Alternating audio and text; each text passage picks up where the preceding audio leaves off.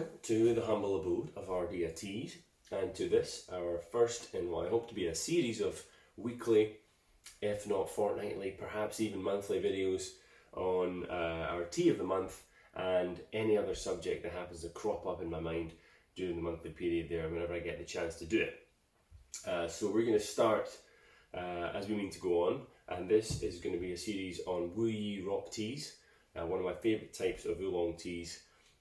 From the Wuyi National Park region of northern Fujian province in China.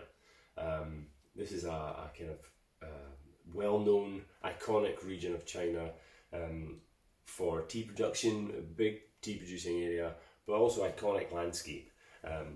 Beautiful volcanic, almost black rock, flat topped, very craggy.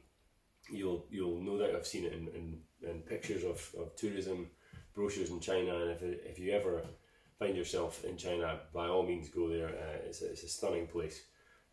So we're going to talk a little bit about Wuyi rock teas, and we're going to talk about roasting teas and what makes these so distinctive and so fantastic.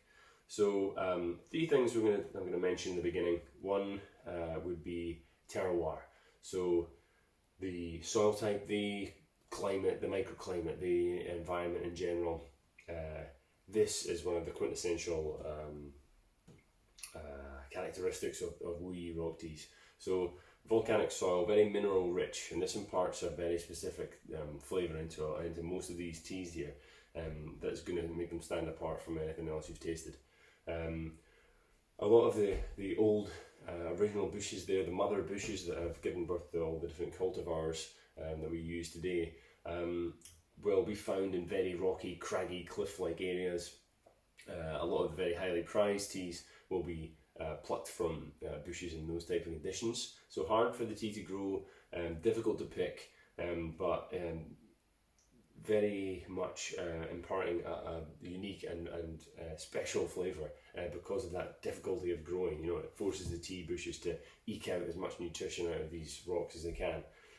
Obviously, the bigger plantations and more accessible areas that are easier to pick and harvest.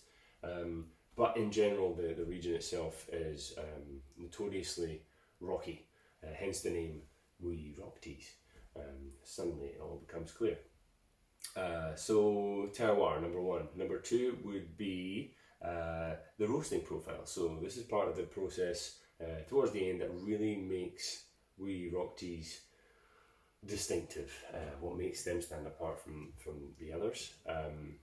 The roasting process is kind of designed to really enhance and evolve and drive through this highly aromatic character of these Wuyi type teas. And the roasting level will vary between different cultivars, different tea masters, different harvests, various different conditions that will determine what roasting profile, how heavily roasted these different teas are. For example, the four we're tasting today, we've got a couple of new ones that are going to be only 2 times roasted, so that's kind of considered light medium roast. We have a Chilan, which is 3 times roasted, and the Raugui 4 times. So that's going to give us a good overview of the different levels of roast and what that brings to the table. But makes them very uniquely characterful, let's say. And the third thing, terroir, roasting, and cultivars. There's many different cultivars in this area, and the cultivars will vary by leaf colour, leaf size, leaf shape, the size of the bush itself, whether they grow to different heights, and abundance of leaf, how much you can harvest from a certain cultivar in 1 year's harvest. And obviously taste and aromatic qualities, they're all going to vary greatly from each other. So these 4 we're going to taste, again, they're all individually different. The Jin Mudam, Ai Jiao, Chilan and Raugui, all their own cultivars, and all bring something completely unique and individual to the table. So let's see what these guys have to offer. We're going to start with one of the 2 new teas. We haven't actually got these on the website yet, but they will be launched in the next couple of weeks. This is Jin Mudam we're going to start with. Jin Mudam translates as golden peony, and those of you who know your teas already will probably be familiar with Bai Mudan white peony, a type of white tea. So, you know, golden peony, the name says a lot. We're going to expect some floral characteristics to this as well. So a little sniff of the dry leaves. I'm getting a lovely charcoal sweetness to it there. The leaves are quite light. Obviously this is a 2 times roasted, like I mentioned. Last year, 2018, our tea producer roasted this 4 times, so a lot heavier. This year they want to bring forth a little bit more of that floral characteristic, so they've dialed back the roast and allowed that to shine through a little bit more. And that's one of the exciting things about these types of teas, that year on year they're always going to change. You know, it's true of almost all teas anyway, but because of this extra roasting process and the prerogative of the tea master, you know, you're always going to get a different type of tea year on year, something to compare and contrast. So yeah, dry wise, always good to start sniffing the dry leaves. And like I say, these are all designed to be highly aromatic, so if you like getting your nose stuck in there for a good sniff, these are the teas for you. Yeah, classic charcoaly aroma, a kind of really underlying brown sugary floral loveliness going on there. But we'll see what happens when we pour some water in and start to hydrate and bring these leaves to life and see what other flavour is going to crop up. Now, the roasting process, I'll go into that a little bit as we go, but it's a charcoal roast, so the wood they use in all these varieties is lychee wood.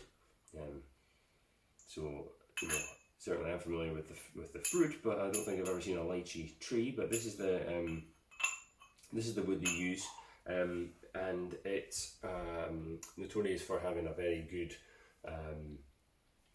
balanced fire. It gives off a good heat, balanced heat, and an easy to control heat. So that's why it's usually traditionally used for this type of roasting process. With the rinse there, I'm getting a bit more of that minerality, that classic Wuyi rock tea minerality coming through. Really different from the dry aroma. So the complexity is already starting to show.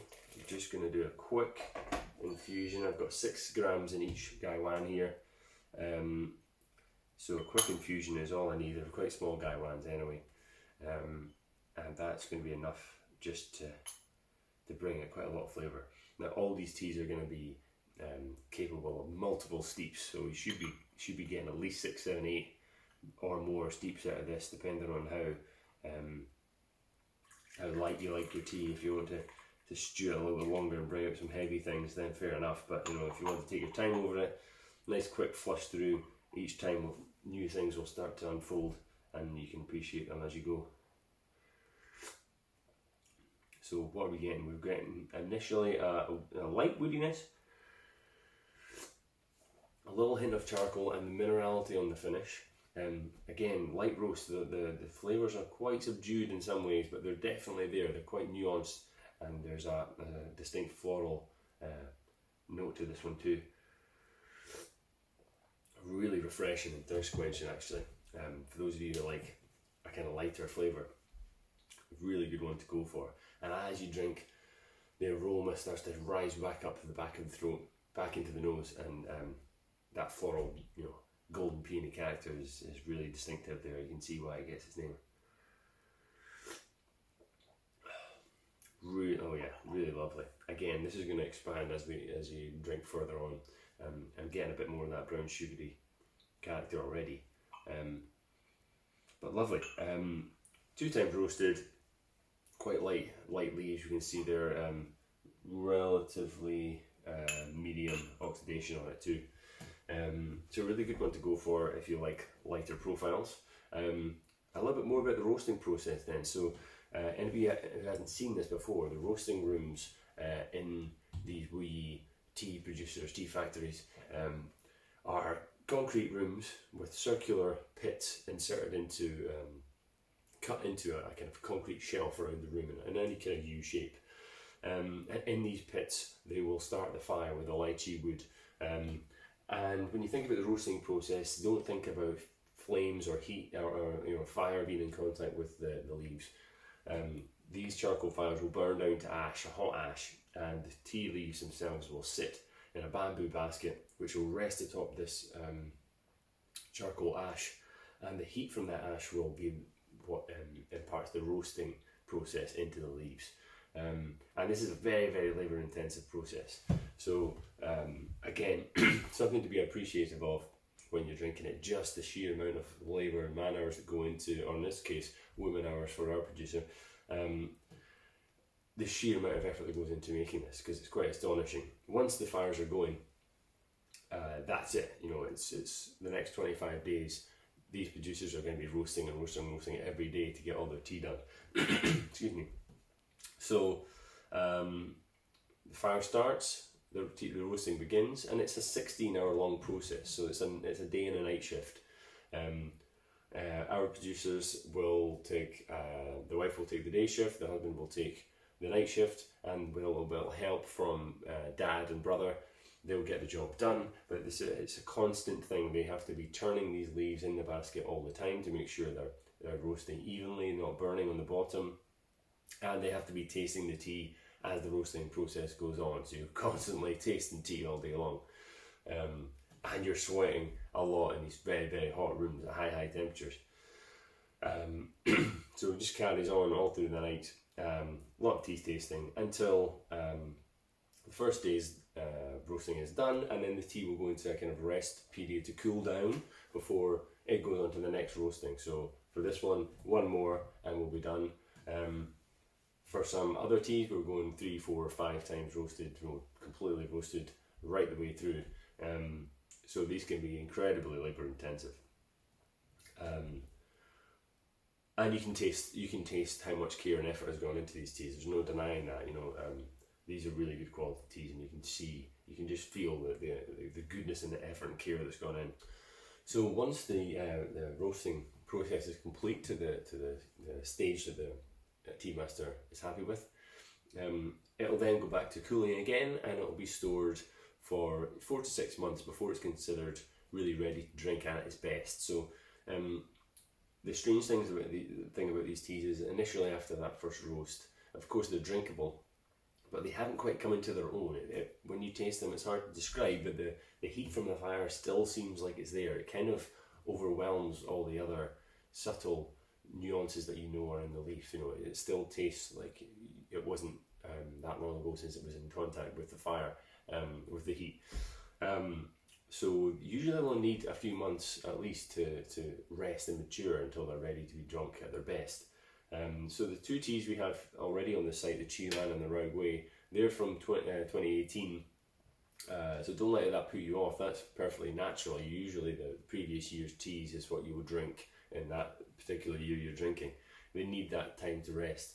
And the 2 that we're about to launch, they've been resting already, and they're coming into that period where they're really shining. And this is obviously the Jin Mudan is one of those, and the Ardea, the next one, is the other. From the time we first tried them to now, they have changed a lot. The fruitiness, especially, and the floral notes are really there, whereas at first the charcoal heat was still detectable. It's quite an unusual experience. Right, so in the interest of time, we're going to move on to the next one, which is the Ardea. Now this one is quite a rare cultivar. It's only just coming back into the limelight after being introduced to the region in the 90s.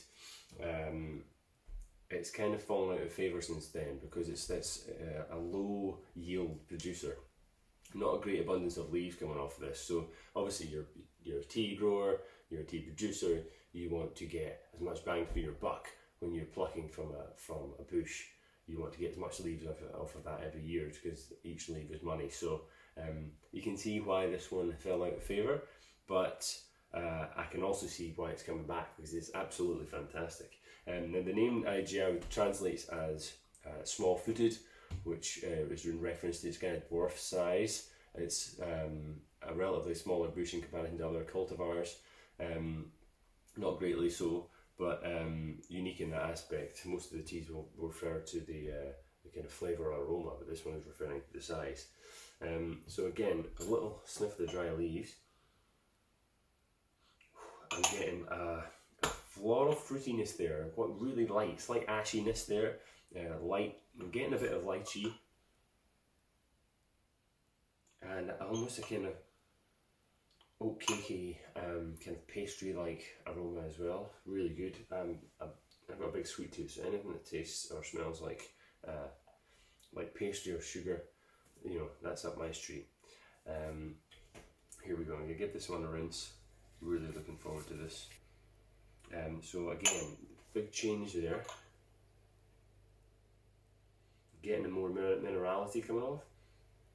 A really distinctive sweetness, really perfumed, and a little bit of that kind of roasty aroma as well. But these two, this one again is also roasted only 2 times, so quite light in the grand scheme of things. So let's have a little taste of this and see what we've got. Wow. Really lovely. A nice floral, nice fruity, light sweetness to it. Really really kind of vibrant and refreshing and youthful tasting. I think we'll find out in the next couple. These two more heritage varieties have a much more classic, mature taste. These lighter roasts are a bit more lively and zippy. Again, lighter, so maybe not suiting everybody's palate, but really fresh, really refreshing. You know, lovely thirst quenchers. But this one has got a really distinctive fruitiness, so almost like a mango-y, definite lychee thing going on there.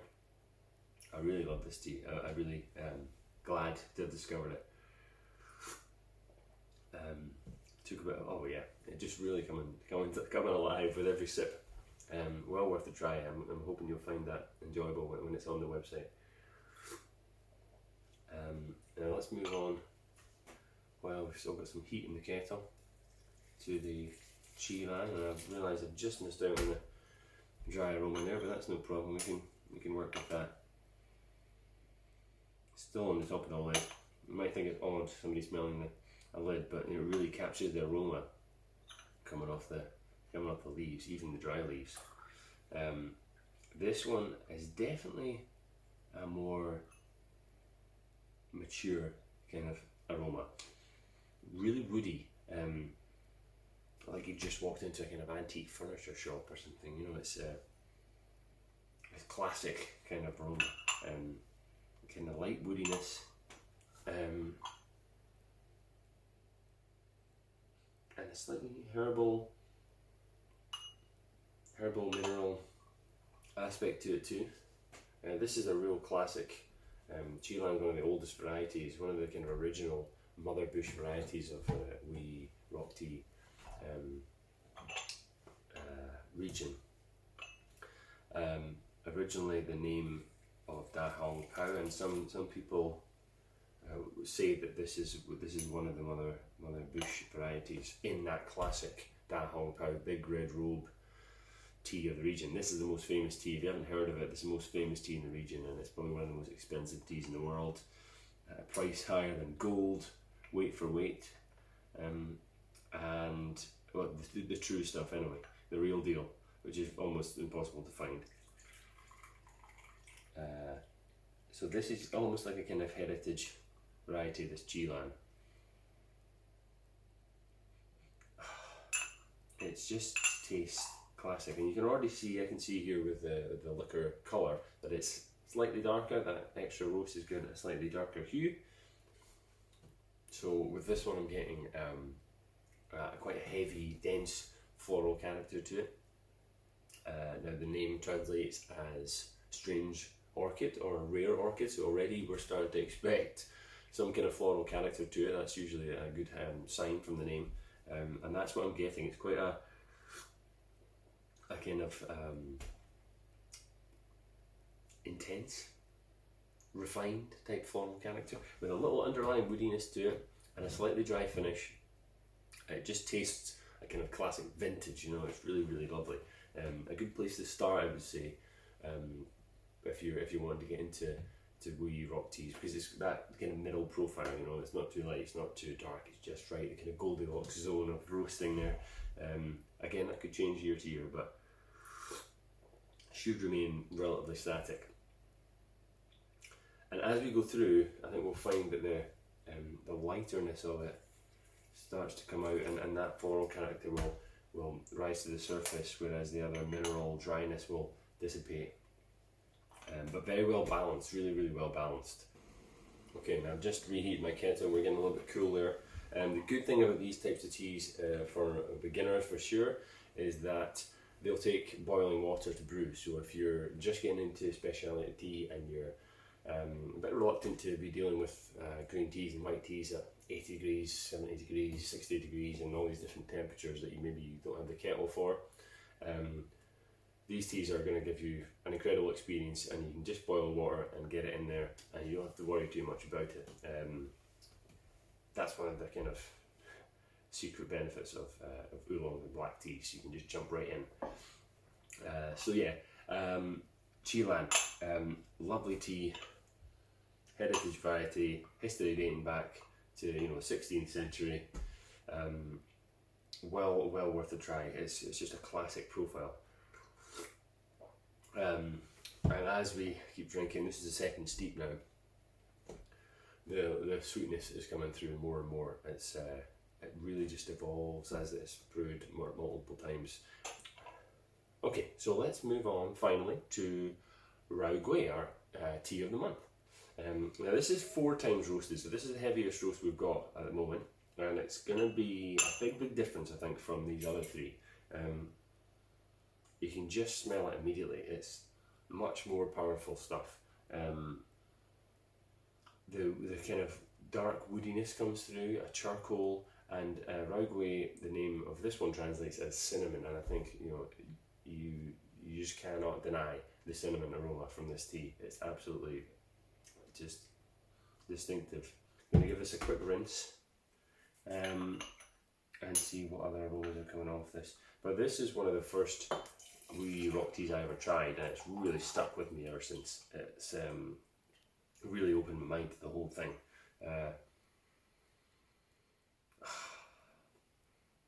That minerality kind of rides along on this kind of burnt sugary, caramelized, you know, burnt at the bottom of the pan sugar thing going on there.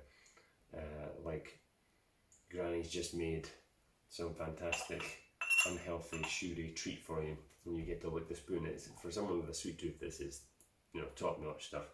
Almost slightly licoricey as well. Really warming. You can already feel the warmth of it already. I think with these other ones, the lightness of them gives you much more of a cooling effect, but the Raugui for sure has a warming character to it. So let's brew it up and have a taste. See what we get. Okay. Yeah, I mean, it's just a proper feet up by the fire, you know, cozy, warm, smoky kind of environment. You can picture yourself there already. And yeah, that kind of burnt sugary, cinnamon cookie pastry type thing is going on. That's really very pleasant. And what I love about this one in particular is right once you've finished your sipping, there's nothing left in the cup. You stick the nose into the bottom of the cup and you'll still get that residual sweetness even after you've finished drinking. And I think the Wuyi rock teas in general are one of those teas that go beyond the experience of just tasting and just smelling. They stay with you. They can reverberate with you after you finish drinking. Not only can you kind of sip an empty cup and still get the experience, but you feel them going through your body. You feel lifted by them. You feel thirst quenched by them. You feel invigorated by them, and that's a quality that's very, I would say, unique to these types of teas. You know, it is there with some others, but these are pretty special for that. So Raugui, if you like dark, intense flavours, you like oolong, you want to get involved in oolongs, this is a great one to go for. on the website at the moment. 20% off, great deal until the end of the month, so don't miss out. And that's a little bit of insight into Wuyi rock teas. I hope you've learned something. There's more details on the blog, on the website, a little bit more info on each product when you go on there and click, and you'll get some pictures too of the leaves for a bit of reference. I'll try and get some pictures of the colour of the liquor as well, just so you can have a reference point when you're brewing as well, to see how dark or light it needs to be. But obviously that's personal preference.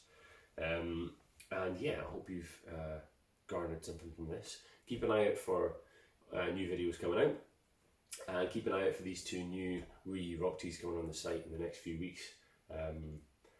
These are really, this is the time of year for Wuyi rock teas, so you know, indulge yourself, and I look forward to hearing comments and reading comments below and hear your opinions on it all. And if you've tried them, you know, let's discuss it. That's what it's all about in the tea world. We like to talk about tea all day long, and all night long in this case, and we also like to drink it a lot. So if you'll excuse me, I have a lot of tea to drink, and I will carry on until the sun comes up.